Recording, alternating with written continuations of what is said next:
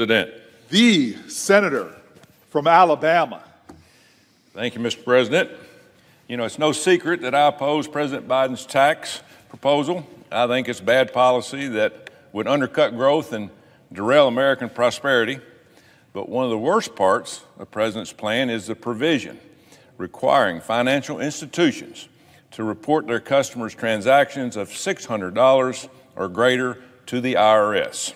That means anytime an American pays a bill, makes a deposit, transfers funds, or makes a purchase of $600 or more, their bank, credit union, or financial institution would be forced to report that data to the IRS. Opposition to this proposal is deep and bipartisan. I don't care if you're a Republican, Democrat, Independent, no one wants the IRS looking over their shoulder every time they make a financial transaction. The IRS doesn't efficiently use the data it collects now. Why in the world would we give them more information? If the IRS has reason to believe you're not paying all that you owe in taxes, they have the ability to audit you. They don't need any more private financial data on any of us. The bulk data collection they're proposing will do nothing to close the so-called tax gap.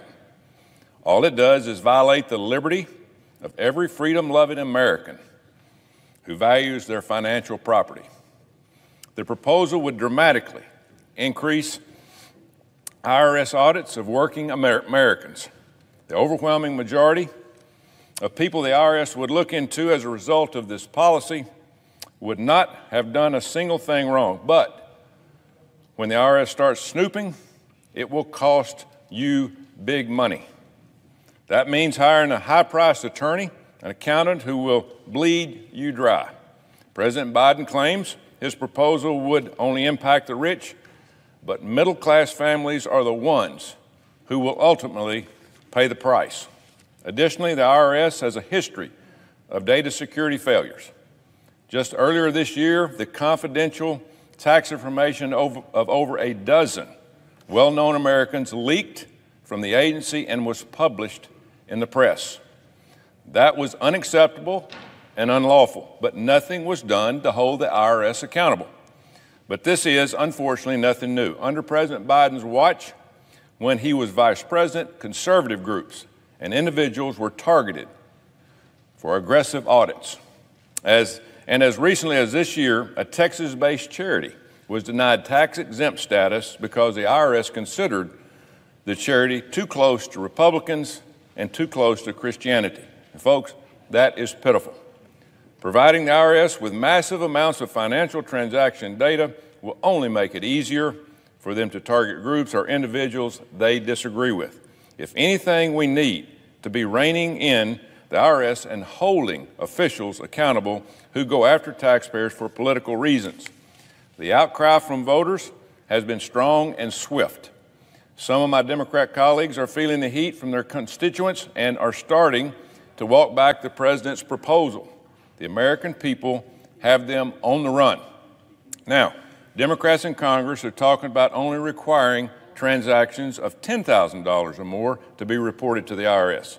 Whilst fewer Americans would be directly impacted by this threshold, we would still feel the broader negative effects. That being said, on Tuesday of this week, Treasury Secretary Janet Yellen, the president's top economic advisor, defended the Biden plan and doubled down on the $600 IRS proposal.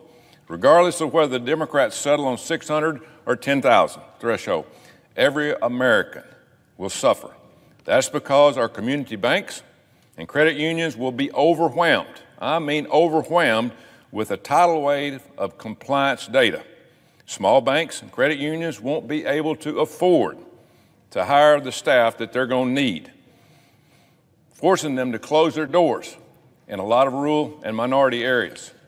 And for Americans, including many minorities, living in rural communities across the country, these small banks and credit unions are a focal point for the community. They provide the money folks need to buy their first home or car. They fuel the economic development, provide good-paying jobs, and pump resources back into these rural communities. If these community banks and credit unions close, it would cut off access to capital for millions of Americans and communities, and they would suffer. Livelihoods would be destroyed. That's why I, along with my colleague from Florida, Senator Rick Scott, have introduced a bill prohibiting the IRS from creating, implementing, or administering a financial reporting regime that would require financial institutions or individuals to report data or financial transactions or account balances to the IRS. To be clear, my legislation does not touch the Bank Secrecy Act or any of the regulations or either implemented or issued under that act.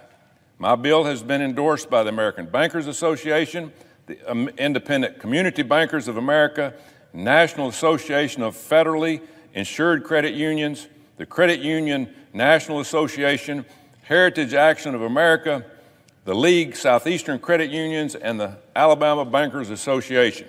These organizations and their members know that if President Biden's proposal goes through, banking as we know it will end. Mr. President, at this time, I'd like to yield the floor to my distinguished colleague from Florida, Mr. Scott. Mr. President. Senator from Florida. Mr. President, I'd like to thank Senator Tuberville for leading this very important effort. I want to be very clear. What President Biden is proposing here is as close to policy from Communist China that we've seen in the United States. In oppressive regimes like Cuba and Communist China, we've come to expect a surveillance state where the government has access to every part of a person's life. Now, Joe Biden wants to bring that here to America. Let me explain what the Biden administration and Democrats in Washington are proposing. Democrats want to open your bank account to federal agents. Under Joe Biden's America, the federal government's authority would be vastly expanded so the IRS could get a look at any account over $600. The madness doesn't stop there. This new rule from Joe Biden would also require banks to report every transaction of $600 or more. And does anyone honestly think the federal government will keep your private information safe? Want to buy a bed? Here comes the federal government. Let's say you want to buy a new shotgun. Hunting season's coming up. Again, here comes the feds. How about giving money to your favorite charity, supporting a cause or a political candidate you care about, paying for child care, or paying for mental health counseling? Perhaps you're just selling off some old furniture and want to put your profits in a savings account. For every one of these transactions I've just described, the government is going to come take a look. Every American should be disgusted and furious by this insane overreach of the federal government. Think about the private, personal information the government would have access to. It's incredibly intrusive, and Joe Biden wants to make it nearly limitless. And again, does anyone honestly think the federal government will keep your private information safe? I know Florida families are angry. I've heard from more than 18,000 constituents over just the last 2 weeks about how disgusted they are with this plan. Biden wants to expand the surveillance state of the federal government to target every American family. 95% of American households have a bank account, and this policy will have impacts on every single one of those account holders. But it's not just banks. Joe Biden is expanding his federal surveillance state to monitor your finances across the board. They'll be watching your local credit union, your PayPal and Venmo accounts. They'll even be watching to see how you spend and earn cryptocurrency. Mr. President, this is an outrageous violation of Americans' privacy. I think the Democrats are also hearing from their constituents. We've seen reports in the press that the Democrats in the House are looking at raising the threshold from $600 to $10,000. That will still hit many American families. We're not just talking about checking accounts. This applies to savings, retirement, investment accounts. You name it, the feds want to take a look. Again, I'm not describing something in Cuba or Communist China. I'm talking about what Joe Biden and the Democrats want to do right here in the USA. I can't wait for my Democrat colleague to explain why President Biden is even proposing this. How can you possibly justify to the American people that the IRS should be snooping around in their bank, retirement, or investment accounts? There's only one explanation, and it's simply terrifying. The Democrats want to control how you spend your money. Democrats want to control your expenditures, your charitable and political giving, and your investments. The more power Democrats can grab from American families, the more control they think they'll get over each and every American. This all boils down to Joe Biden and the radical left bringing the American people under the thumb of his socialist tax and spend agenda. And after all, How else is they going to be able to squeeze every last penny out of Americans' families' bank accounts to pay for his socialist plans? Here's how the Democrat Party works. They refuse to audit our federal agencies that year after year send billions in improper payments to the wrong people, which they rarely ever recover. They refuse to hold our government accountable for reckless waste and massive debt. But they want to put the magnifying glass on hardworking families who are just trying to live their dreams. Under Biden's socialist regime, it's rules for thee, but not for me. How is that different from communist China, where the government elite live in opulence while their citizens live totally dependent on the government in poverty? I will not stand for this outrageous plan. No American should tolerate this unprecedented overreach. I'm proud to support Senator Tuberville's legislation and hope every one of my colleagues looks at this for what it is, communist China-style totalitarian surveillance. I yield back to Senator Tuberville. Mr. President. Senator from Alabama. I'd like to yield the floor to my distinguished colleague from Indiana, Senator Braun. Thank you, Senator Tuberville. Mr. President. Senator from Indiana. You know, every year I travel, visit every county in the state of Indiana, 92 of them. And you know, I can't ever recall anyone saying that they want the IRS to poke into their business more on a day-to-day basis. In fact, they bemoan the fact that many years ago the IRS was actually sifting through stuff to determine who was conservative or not before they might grant status to your entity. We've gotten to a point, and I think Senator Tuberville and Scott have eloquently laid out the details. I want to take a little different approach. I've been here a little less than 3 years, and this kind of entrepreneurialism through government, growing the federal government, having an agency like the IRS that can't do its job well with the money that we do give to it, is just another example of trying to pile on one bad thing after another. It'd be different if we weren't doing it, borrowing 23% of the money we spend every year. Imagine that in your own household, in a state or local government. A business, you'd be laughed out of the banker's office if you did that and then wanted a loan to cover it and then do it the next 10 years. Doesn't work anywhere else. This is an example that I think, along with maybe the vaccine mandate, where you're now forcing small businesses to do something when they finally got a rhythm, and businesses have protected their employees and their customers as well as anybody out there in that journey. You've got that nonsense going to be unfurled here soon, but it is an example of where at some point enough needs to be enough. The IRS has had a poor record of doing things to boot. Earlier, ProPublica released illegally obtained tax records of many Americans. We had the incident of issues with conservative businesses being discriminated against getting proper status set up. I introduced the Protect Taxpayer Privacy Act in June for that, because the IRS is already doing things that they shouldn't be doing. This would be a perfect companion to what Senator Tuberville is putting out here. To wrap it up, we got to be careful when we send people here, and if you were knocking it out of the park, delivering results, not borrowing money to do the things we try to do anyway, and then you tee up something like this.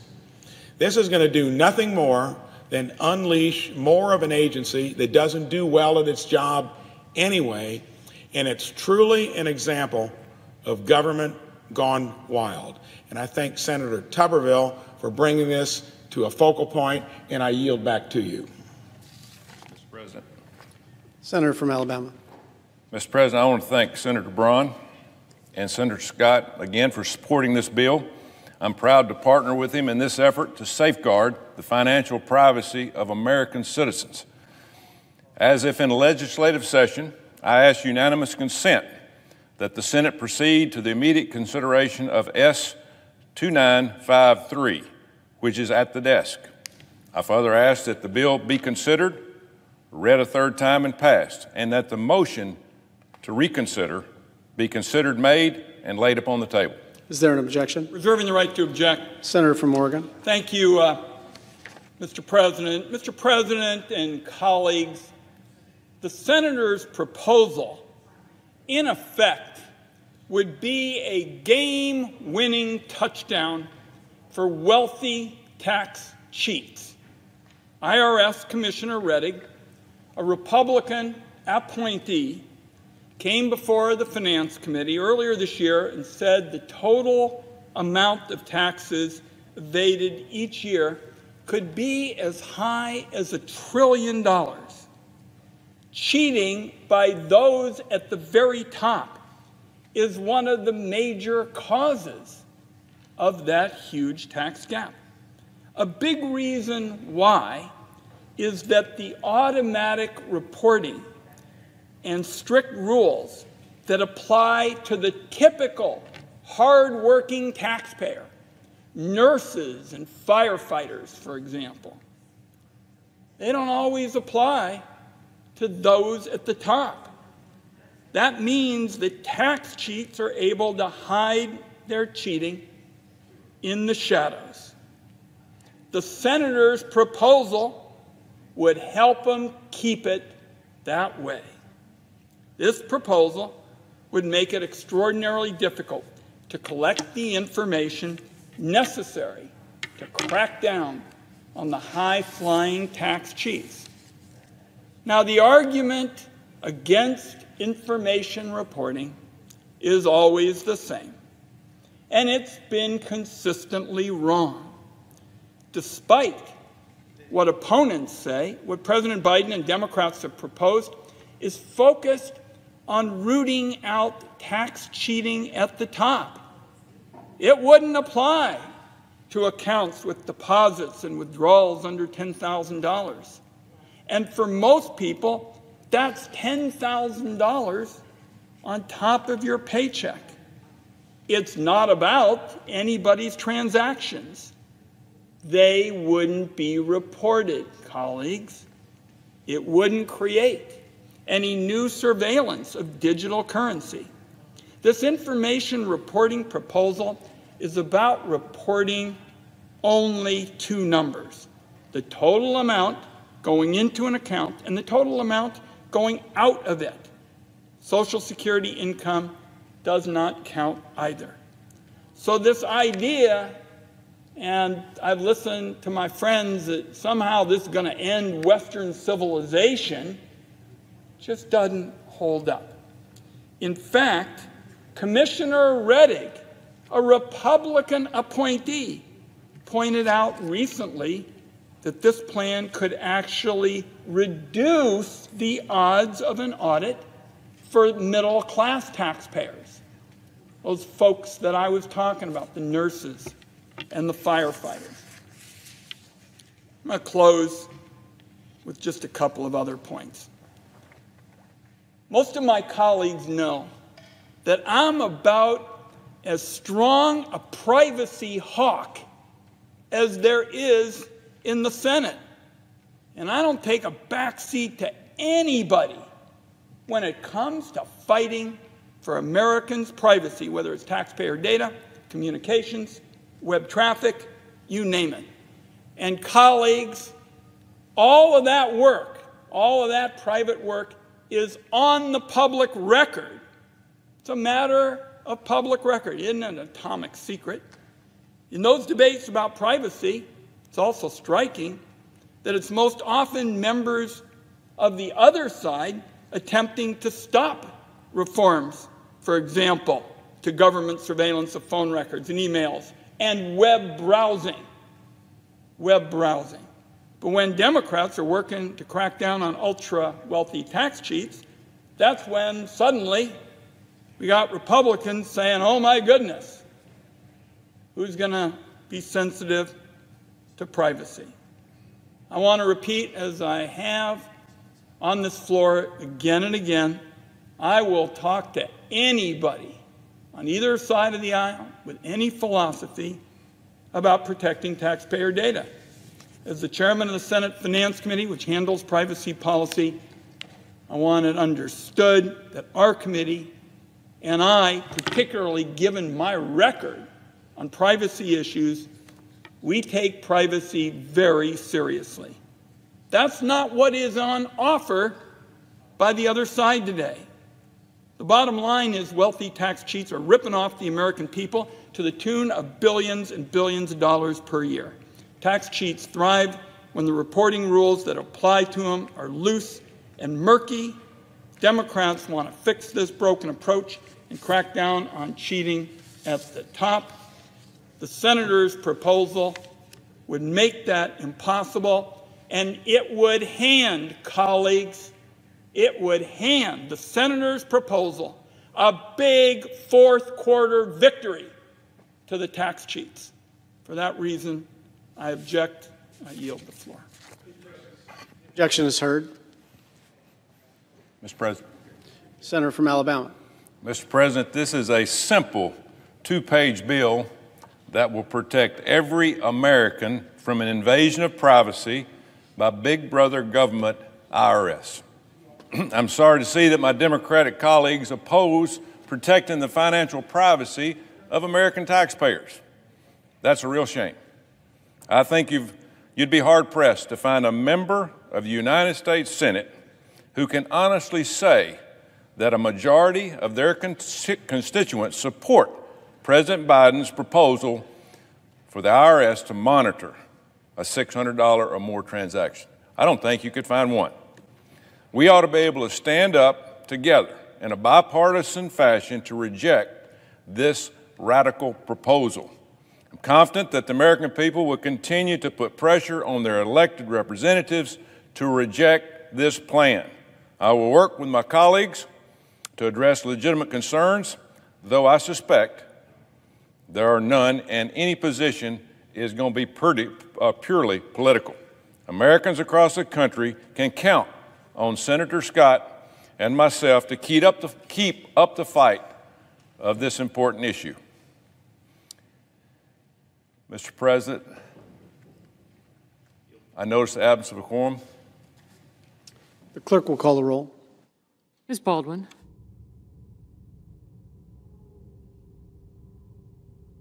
Mr. Chairman, in May of last year at a Senate committee hearing, you stated that white supremacy was, and I quote, the greatest threat. I'm over here. Thank the greatest threat to the homeland.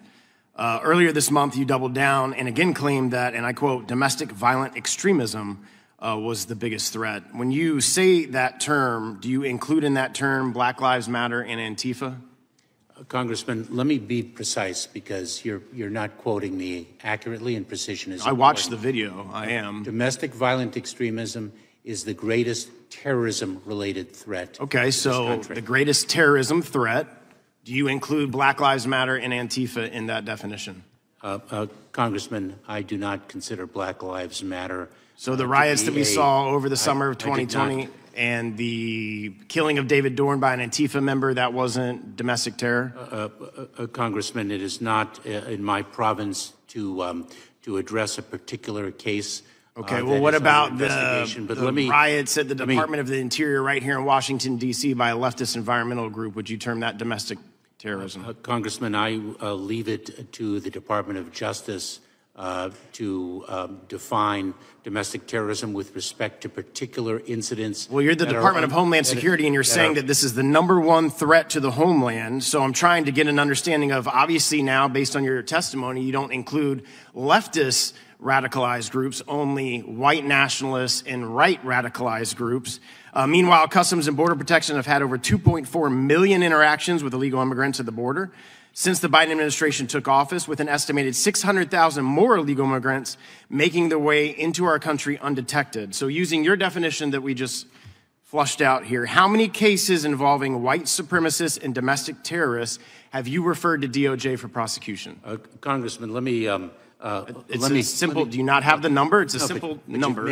You've made some profoundly inaccurate statements that I would like the opportunity to correct. I'm specifically asking you a question. You just clarified. Domestic terrorism is a threat to the homeland, #1 threat. And I'm asking you, how many referrals from Homeland Security have you made to DOJ for white supremacy or domestic terrorism? Congressman, I will provide you with that information. So you don't know? Subsequent to this hearing. I do not have. Can you name one case? That statistic. Can you name one case of a referral from DHS to DOJ for domestic terrorism? Congressman, I will provide the data to you. I'm asking you, you can't name one case. And let me just say. Okay, so you can't name one case yet. According to a new report from the U.S. Department of Justice, almost half of all the criminals prosecuted in federal courts in 2018 were aliens, charged with crimes ranging from drug trafficking to murder and to kidnapping. And the vast majority, 38,000, were illegal immigrants, illegal aliens. But it's still, domestic terrorism is the #1 cause of your concerns. Texas is one of the only border states that keeps detailed statistics on crimes committed by aliens specifically. The latest report from the state of Texas reports that between June 1st of 2011 and November 30th of 2021, 356,000 criminal aliens were booked into Texas jails, of which 243,000 were identified as being in the country illegally. Those illegal aliens were charged with more than 401,000 criminal offenses, including 742 murders, 47,000 assaults, 7,500 burglaries, and over 11,000 sexual assaults and other sex crimes, and that is just in the state of Texas. And you can't name one referral that DHS has made on a domestic terrorism charge to the DOJ with all of those numbers. Just in April, in a 24-hour period of time, CBP arrested at least 5 gang members who illegally crossed the border. And it's been touched on in this committee about fentanyl. I come from Florida. I hail from Florida. I represent Florida, and fentanyl is a large problem in the state of Florida. And now we are at the point where fentanyl is the #1 cause of death of Americans between the ages of 18 and 45. Do you agree with that statement? That fentanyl is the #1 cause of death between the ages of 18 and 45 for Americans. I'm aware of that statistic, and it is a tremendous threat so that's to the well-being.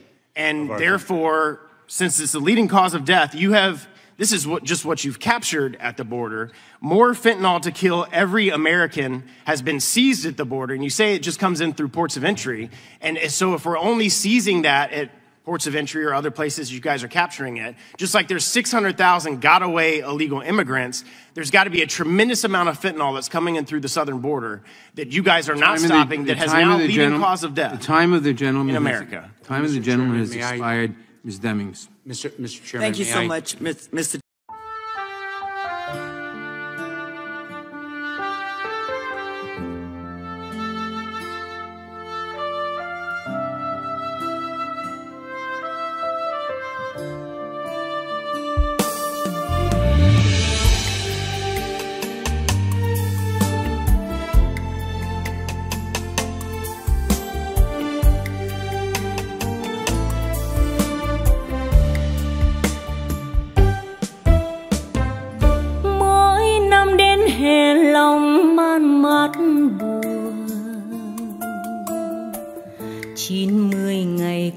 chứa chan tình thương. Ngày mai xa cách hai đứa hai nơi, phút gần gũi nhau mất rồi, tạ từ là hết người ơi. Tiếng ve nức nở buồn hơn tiếng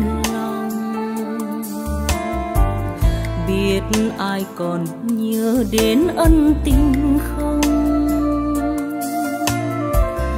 Đường xưa in bóng hai đứa nay đâu, những chiều hẹn nhau lúc đầu giờ như nước trôi qua cầu. Giá biết bạn lòng ơi, thôi nay xa cách rồi, kỷ niệm tình xin nhớ mãi. Buồn riêng một mình ai, chờ mong từng đêm gối chiếc, mối u hoài này anh có hay? Nếu ai đã từng nhặt hoa thấy buồn, cảm thông được nỗi vắng xa người thương. Màu hoa phượng thắm như máu con tim, mỗi lần hè sang kỷ niệm người xưa biết đâu mà tìm.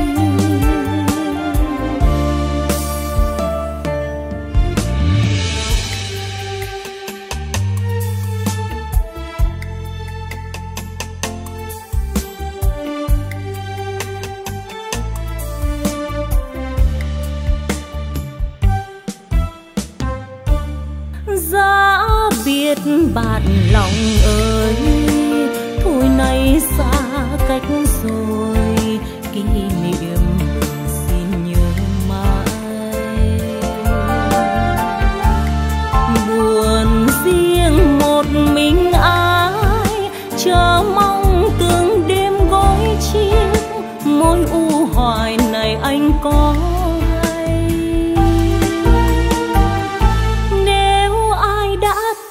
nhặt hoa thấy buồn, cảm thông được nỗi vắng xa người thương. Màu hoa phượng thắm như máu con tim, mỗi lần hè sang